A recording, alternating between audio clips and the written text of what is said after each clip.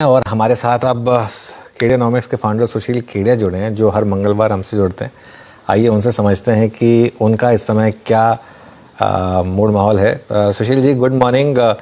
Frame तो काफ़ी अच्छा लग रहा है आपका एज ऑलवेज, और काफ़ी आपने लग रहा है काफ़ी बड़ी बोल्ड कॉल आज हमारे लिए प्रिपेयर की है, तो ज़रा उस पर बात हो जाए। पहले आप कह रहे हैं 30,000 निफ्टी पर, यहाँ पर तो लोग 25,000 के लिए वो प्रे कर रहे हैं, आप सीधा 30,000 की बात कर रहे हैं। बताइए क्या दिख रहा है आपको ऐसा चार्ट्स में? भाई 32,000 बोलने में थोड़ी सी शर्म आ रही थी, इसलिए 30,000 बोला। हो सकता आने वाले टाइम में 32 भी हो जाए। तो 30, पहले 30 से शुरुआत कर लेते हैं, 32 के बाद में बात करेंगे। तो हाथ कंगन को आरसी क्या, पढ़े लिखे को फारसी क्या। आप लोगों ने मुझे चार्टिस्ट बताया हुआ है, तो मैं चार्ट ही दिखा के बात करूंगा। बाकी मैं बातें हर एक विषय पे कर सकता हूं, पर सच्चाई चार्ट से दिखती है। पीसीआर से अनुरोध है, इस चार्ट को खोलें और इस चार्ट को देख के आप मेरे साथ आनंद लीजिए। पीसीआर से अनुरोध है, मेरे स्क्रीन पे जो चार्ट है इसे कृपया दिखाएं। ये जो चार्ट है आप देखो, ये चार्ट चीख चीख के कह रही है कि मुझे ले लो। ये रेशियो चार्ट है, इसकी वैल्यू अभी आप देखोगे करीब 3.8 है। और चीख चीख के क्या कह रही है, एक साल से लेकर सवा साल में 3.8 वाला हंसते हंसते 5.5 हो सकता है। ये किस चीज की चार्ट है? Nifty prices divided by S&P 500 prices. यानी कि अगर अमेरिका, यानी कि 45% तक का आउट परफॉर्मेंस संभव है अगले 12 से 15 महीने में। यानी कि अगर S&P में 20% का भी करेक्शन किसी वजह से साल के बीच में आ गया, तब भी हो सकता है उस टाइम पे निफ्टी 45% ऊपर हो करंट भाव से। तो आपको विवादास्पद लग सकती है, हास्यास्पद लग सकती है ये बात, तो इसके लिए मैं आपको इतिहास दिखाऊं। पहले आप इतिहास में देखो, ये तो मैं सिर्फ एक साल के अंदर 45% की आउट परफॉर्मेंस की बात कर रहा हूं। ऐसा दौर भी आया है आपकी ही मेरी लाइफ टाइम में, बहुत ज्यादा पुराने समय में नहीं, 2001 से लेके 2010 तक लगातार 10 साल में हमने 8 गुना कर लिया। यानी निफ्टी को कोई लॉन्ग करके S&P शॉर्ट कर देता तो 8 गुना हो जाता। 10 साल में अगर 8 गुना हो गया, 5 साल में 4 गुना हो गया, तो अप्रोक्सीमेटली 35% की कंपाउंडेड आउट परफॉर्मेंस 10 साल तक लगातार आई है। तो एक साल में 45% की आउट परफॉर्मेंस आ जाना बिल्कुल भी बड़ी बात नहीं है, जब पिछले 15 साल से हम करीब करीब साइडवेज रन कर रहे हैं। इंडिया की जो यूफोरिया का मोमेंट है, ये किसी भी एक बुलिश फेज में या बेरिश फेज में, जनरली मार्केट के 3 इमोशनल स्टेट होते हैं। पहला स्टेट बिल्कुल अविश्वास का। कोरोना के क्रैश में किसी को विश्वास नहीं हुआ कि निफ्टी यहां से वापस घूम करके अंट तेजी हो जाएगी। 2020 में अनुज आपकी मेरी स्क्रीन पर बिल्कुल जबड़ा jaw falling on the floor वाली बातचीत हुई थी 7,500 निफ्टी पे, कि हम वापस 12,000 और उसके ऊपर निकल रहे हैं। और उसके बाद एक कॉशियस फेज आता है, कॉशियसली बुलिश, वो हमने 22-23 में पूरा कर लिया।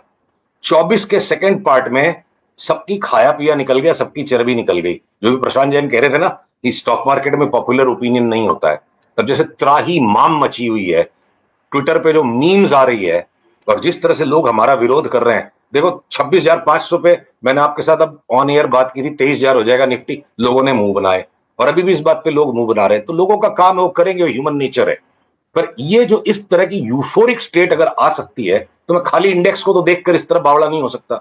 तो हमने लास्ट 15 दिन में अनुज तकरीबन बाजार की हर एक चार्ट को गहराई से निचोड़ा और बहुत कोशिश की कि ऐसे कोई स्टॉक्स हमें मिल सकते हैं जिनमें शॉर्ट सेलिंग करके यहां से 20-30% बन जाए। तो आंसर है साफ सुथरा, क्लियर कट, ना, बिल्कुल ना।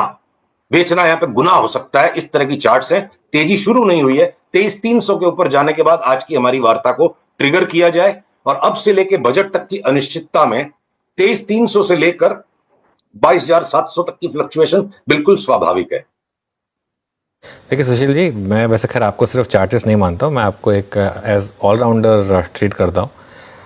तो अब ये अगर मार्केट इस तरीके से भागेगा 30,000 पे, तो ऑब्वियसली उसको कुछ लार्ज कैप लीड करेंगे। तो आपकी प्रिफर्ड पिक्स क्या होंगी लार्ज कैप्स में? ये इतना कठिन सवाल है अनुज, क्यों कठिन है आपको सुन के हंसी आएगी। हमने अपनी इंटरनल डिस्कशंस में अपने क्लाइंट्स को ये बोला कि आईटीसी जैसा स्टॉक नहीं लेना है। क्यों? क्योंकि उसमें सिर्फ एक्सपेक्टेड 25% की रिटर्न है। 25% तो अब लार्ज कैप्स में, ब्लू चिप्स में चना कुरमुरा लगता है। इतनी बड़ी अपॉर्चुनिटी मुझे अगले 12 महीने में दिखती है। हिंदुस्तान लीवर जैसा थका हुआ स्टॉक, थका हुआ क्यों बोलता हूं मैं इसको, 2020 की अप्रैल में इसका जो भाव था, आज उसके नीचे भाव है। 4 साल में, 5 साल में स्टॉक ने कोई रिटर्न नहीं दिया।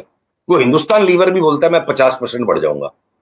ठीक है, एक कोलगेट जितना बढ़ने के बाद जितना करेक्शन दे चुका है, कोलगेट यहां से वापस डबल हो गया तो कोई बड़ी बात नहीं। खैर कोलगेट को खेलना सबके बस का काम नहीं है, बहुत फास्ट स्टॉक है। रिलायंस जैसा बड़ा हाथी, हाथी जिसे कहते हैं ना, रिलायंस जैसा हाथी, वो बोलता है मैं 50% बढ़ूंगा। 1200 की मंदी नहीं लगती रिलायंस में, और 1800 का भाव हंसते हंसते आ जाए। तो अगर ये रिलायंस और लीवर के 50% को मैं बेंचमार्क मान लूं कि जब ये हाथी भी 50% रन देंगे, तो फिर हमने अगर कोई होशियारी की तो वो होशियारी तभी साबित होगी जब 75%, 100% तक की भी रिटर्न्स मिले। तो देखिए, स्टील के स्टॉक्स को हमने ध्यान से देखा। टाटा स्टील बोलती है मैं 118, 116 के नीचे जाने की मेरा मूड नहीं, मैं 200 हो जाऊं। Steel authority of India limited double हो जाए, एनएमडीसी स्टील यहां से 3 गुना हो जाए। जिस इंडाल्को पे हम बार बार पिछले 1 साल में अनुज आपसे बात होती थी कि इंडाल्को को कूट दो, मार दो, गिरा दो, वो इंडाल्को अभी 900 के ऊपर जाने के लिए तैयार है। अगर मैं हिंदुस्तान जिंक और हिंदुस्तान कॉपर जैसे स्टॉक्स पे आऊं, डबल हो जाएंगे। मैं स्मॉल फाइनेंस बैंक पे आऊं, ये एयू बैंक जैसा भी जो रिजल्ट आ गया, नंबर आ गया, चार्ट चीख रही, 800 850 का भाव हो जाएगा। सारे स्मॉल फाइनेंस बैंक, जाना स्मॉल फाइनेंस बैंक एक ही दिन में 20% उस दिन उछल गया था। तो पता नहीं निर्मला मैडम क्या देने वाली है कि स्मॉल फाइनेंस बैंक्स लग रहे सारे आसमान के ऊपर चले जाएंगे। जिस एलआईसी पे हम लोग लगातार 1 साल तक करेक्टिव मूड में थे, वो हो लिया एलआईसी का करेक्शन। 1300 1400 का भाव एलआईसी लगता है। एसबीआई इंश्योरेंस, लाइफ इंश्योरेंस या आपके एचडीएफसी लाइफ, ये सब लगते न्यू हाई में चले जाएंगे। तो अनुज, बहुत ही कम स्टॉक्स हैं जिनमें कभी कभी टाइम टू टाइम कोई मार्केट में करेक्टिव फेज आएगा, तो पोर्टफोलियो हेजिंग के लिए क्या पता इन्फोसिस, टीसीएस, विप्रो कमजोर रह जाएं, क्योंकि ओवरऑल नैस्डैक की वीकनेस में इनमें सिंपैथी आएगी। पर बिरला सॉफ्ट जैसा छोटा जो आईटी का स्टॉक है, अब वो भी तैयार हो गए, इसकी चार्ट 2 गुना 2.5 गुना उसका भी भाव हो जाएगा। तो जैसे हास्यास्पद लगती है शुरू में कोई भी बुल मार्केट जब स्टार्ट होती है, फिर वो विवादास्पद लगती है, और उसके बाद एकदम से जो फ्रेंजीड कंसेंसस आता है, जैसे 26,500 पे फ्रेंजीड कंसेंसस था और हमें लोग उस नजर से देख रहे थे, पता नहीं ये कौन से पागल खाने से छूट के आया है। तो सेम बात आज भी सबको महसूस होगी। यही ह्यूमन नेचर है, यही स्टॉक मार्केट का नेचर है, यही हमेशा से क्राउड्स का बिहेवियर है। मेरे को 2025 में खतरनाक भयंकर तेजी नजर आती है। क्या पता डॉलर इंडेक्स 15% घट जाए और इंडियन रूपी 12-13% अगर स्ट्रांग हो जाएगा, 25% तो निफ्टी उसी में हंसते हंसते बढ़ जाएगी। तो हमने एक बात पूछता हूं मैं, उल्टी बात करते हैं चलो। जिस दिन चुनाव के नतीजे आए, मोदी सरकार की सिर्फ 240 सीटें बची। लास्ट 10 साल में भारत के लिए इससे बड़ी कोई विपदा की परिस्थिति थी नहीं। सबका ओवर कॉन्फिडेंस जो था, एक झटके में इंडिया का कॉन्फिडेंस पंक्चर हो गया, गवर्नमेंट तो कमजोर हो गई। 21,000 की निफ्टी एक झटके में हो गई। कोई ने सोचा था 26,000 की निफ्टी फटाफट आ जाएगी वहां से। तो हमारी जो कल्पना है, उसको हम अपनी बुद्धि समझने की गलती कर लेते हैं, और सबकी कल्पना सीमित है। और यथार्थ जो है, सच्चाई जो है, एक क्राउड की जो ताकत है, करोड़ों लोगों की जो ताकत है, वो हम सब की कल्पना से ज्यादा ताकतवर होती है। जिस दिन 240 सीट खाली थी गवर्नमेंट की और 21,000 का क्रैश लैंडिंग कर गया बाजार, और वहां से जिसने माल ले लिया उस क्राइसिस में, वो 26,000 तक हंसते हंसते बेच गया। तो उसी तरह आज जो क्राइसिस ऑफ कॉन्फिडेंस है, माल लेने की बात करने का मतलब पागलपन है। तो हम तो देखिए, जो लगेगा तो स्टॉप लॉस लगेगा। जो हमने अपने निवेशकों को सलाह दी है, वही हम आपके भी दर्शकों को बता सकते हैं। ओके, सुशील जी, फिर एक बात बताइए, बजट से क्या एक्सपेक्ट करें हम, और बजट रिलेटेड सेक्टर्स पे क्या, जैसे कैपिटल गुड्स वगैरह होते हैं, उनमें क्या फिर लॉन्ग बनाए जाएं? हाँ, तो देखिए, जो देखिए बजट का एक्सपेक्टेशन और मार्केट उस बजट पे क्या करेगा, दो अलग अलग चीजें हैं। तो हो सकता है कि काफी साल हो गए हैं गवर्नमेंट ने कोई इनकम टैक्स में कंफर्ट नहीं दिया है लोगों को, और जिस तरह से चार्ट्स का स्प्रेड है, जैसे एफएमसीजी के स्टॉक सारे 50-60-70% भागने तैयार हैं, या कंज्यूमर ड्यूरेबल्स, व्हाइट गुड्स में भी बड़ी तेजी लगती है, सबकी चार्ट्स में तेजी लगती है।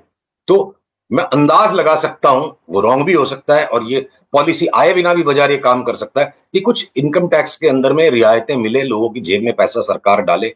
और मुझे लगता है सरकार बड़ा एक्सपेंडिचर रेलवेज में और डिफेंस में तो डेफिनेटली अनाउंस करेगी। ये रेलवेज की और डिफेंस की चार्ट्स ना लड़ रही हमसे कि पहले मेरे को ले लो, पहले मेरे को ले लो। हाथ हमारे 2 ही है और उंगलियां 10 है, सारी की सारी बाई है, तो कुछ तो आएगा बजट में। बिना बिना कुछ आए कैसे भागेंगे।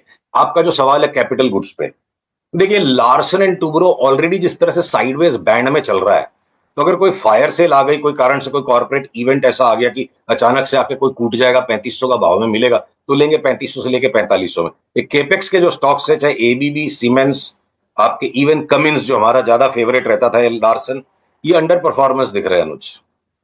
तेजी सभी चीजों में आएगी, पर जब 50% लीवर और रिलायंस देंगे, तो मैं 30-35% कमाने के लिए ये लार्सन और कमिंस क्यों लूंगा? मेरा आंसर ये है। ओके, चलिए सुशील जी, बहुत बहुत शुक्रिया आज हमारे साथ जुड़ने के लिए। अगले मंगलवार फिर आपसे बात करेंगे कुछ और स्टॉक्स पर और मार्केट पर।